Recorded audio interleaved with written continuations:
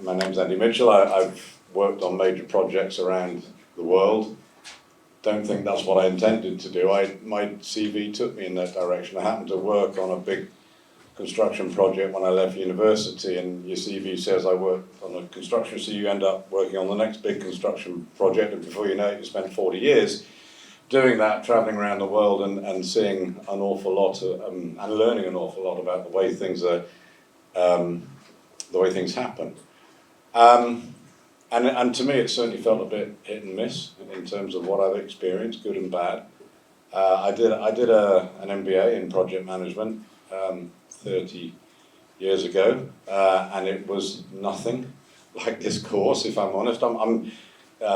It was at Henley. It was a very good course, but it was 30 years ago, and I think we've learned an awful lot since then. And I was really pleased to be part of this and to throw in my two penneth, because I think this is really important. And one of the problems that I think we have in this sector is that it takes an awful long time to pick up experience. And if you haven't got, I know there's no such thing as a textbook, but if you haven't got any sort of format or structure and you're just trying to paint your own picture of how the world works, of course it's going to take a lot of time and a lot of decades, and we need to do better than that, and we need to equip people with a better understanding such that they've got a better feel, they've got a better sense of structure as to how these things work, such that they can be better earlier.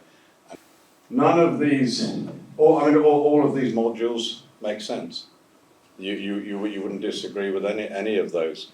And I think it's going to be really exciting for people to work through these, because some will be more familiar to some people than others.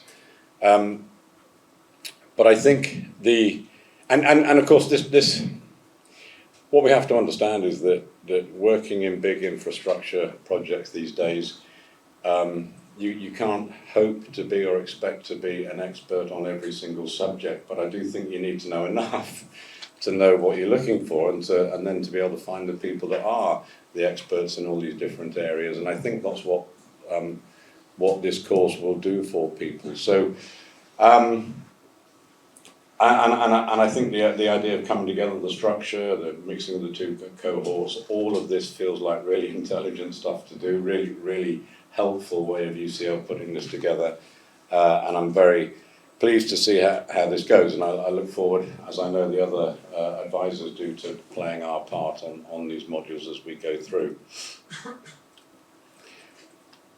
I think the thing that we've got to remember, however, is that, as Martin says, there is no textbook. There is no one single way of doing this. There is no right way. The world is changing. It's a lot more complicated delivering projects. It feels like it's a lot more complicated these days than it was when I first started, where the basic idea seemed to be someone's drawn something, let's go out and build it and then move on. It doesn't quite work like that anymore. For all sorts of reasons. Yes, the world is changing physically. And a whole bunch more things are way more important now than they ever were. And yes, carbon footprint and sustainability, but societal values are changing as well. And it's no longer okay to know everything about building something and believe that you're going to do it in glorious isolation, because it just doesn't happen like that. And the bigger the project, the much greater likelihood that somehow someone's giving you the money to build what you're doing. It's either a taxpayer or a bill payer. That's kind of how it works. And you've got to understand the world from a much wider set of perspectives. The other thing that's clear, having worked, as I say, worked on projects all my life, is that no two projects are the same. It's not like there is a single blueprint. Maybe we'll turn that bit up and turn that bit down, but basically it's the same thing I did last time. I was going to mention Tipex, but I don't suppose too many people know what Tipex is anymore. But and it's important, when you go back to that picture, it's important to understand that even if you had a very clear view of how things needed to go on this particular venture, the next one you come across, that will just simply not be the same. And so it isn't about just learning a set way of doing things. stakeholders are different, timescales and phases are different. What social value means is different. Fine, we've got a fantastic structure. Even when we started on Tideway, the UN SDGs didn't exist.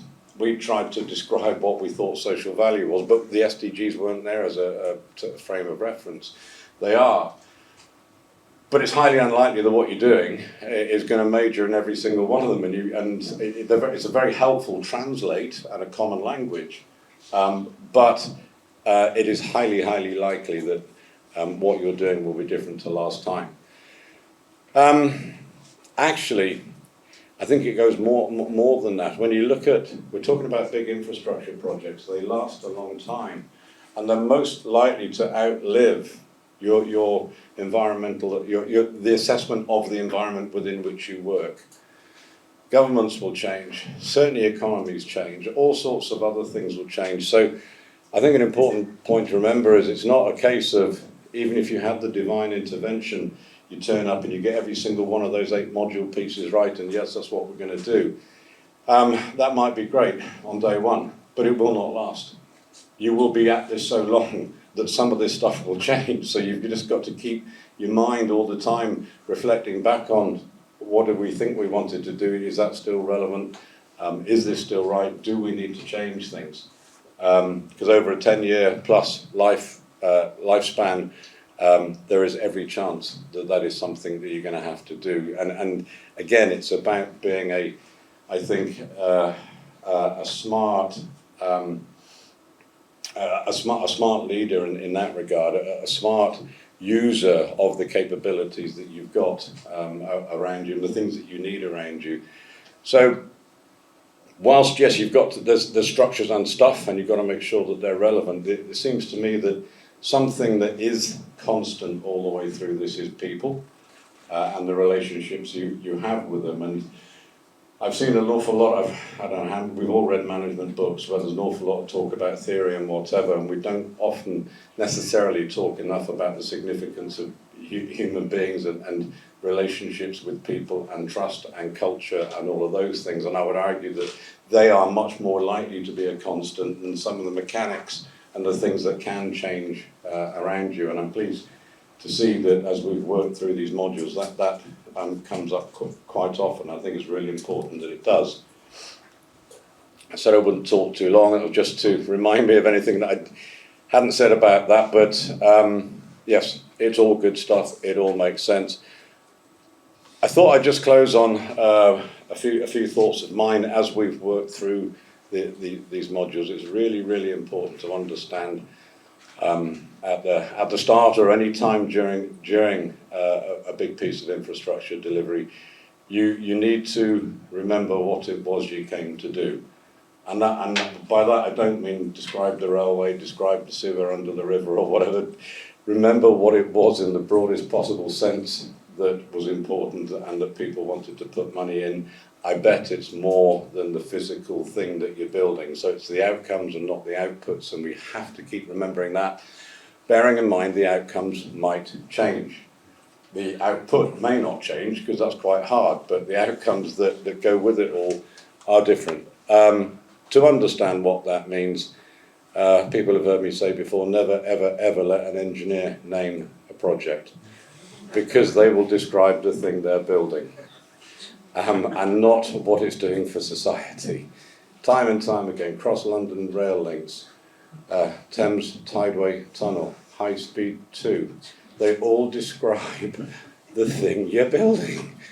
And I think we could all recognise that there are other ways of doing it that might have been more useful. Mark will talk a little bit later, I suspect.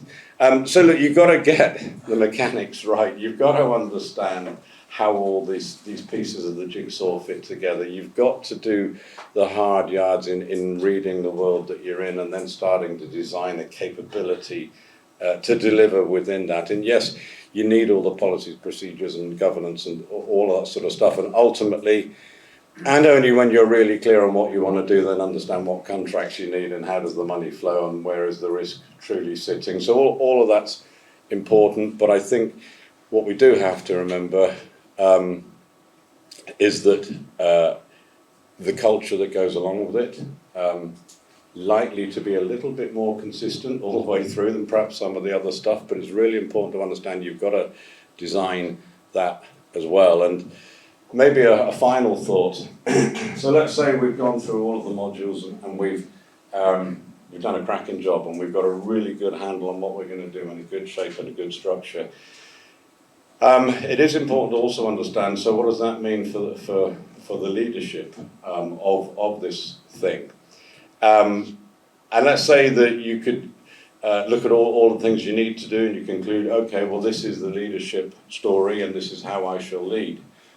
Well, that's fine, but it's not fine if it's not you and it doesn't work. And you've got to find a way of understanding and designing how you're going to work in the world, but also understand how you can work in that world.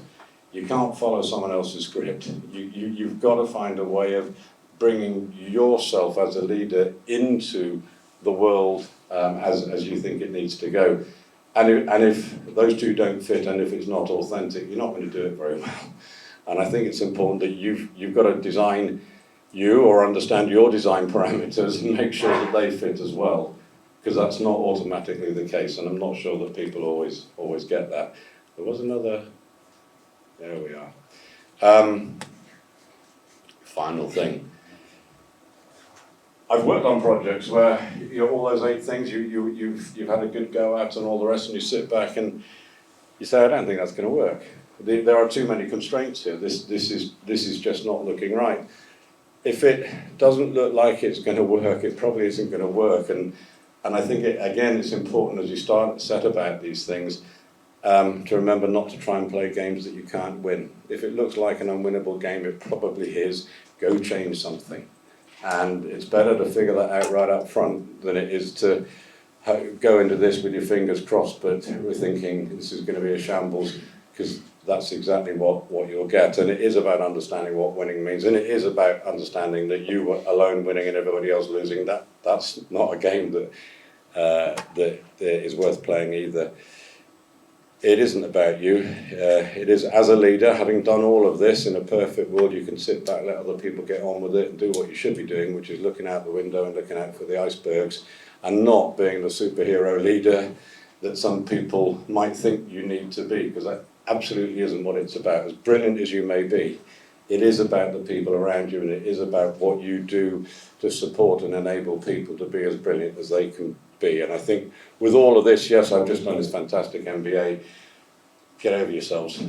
This is about you understanding your role and not about you being this perfect entity. Final point, with all of that, if you're not having fun, don't do it anymore. You can't, so many people who work in this industry do this because they love it, and it's fantastic. But the moment, a bit like the gambling, if the fun stops, stop.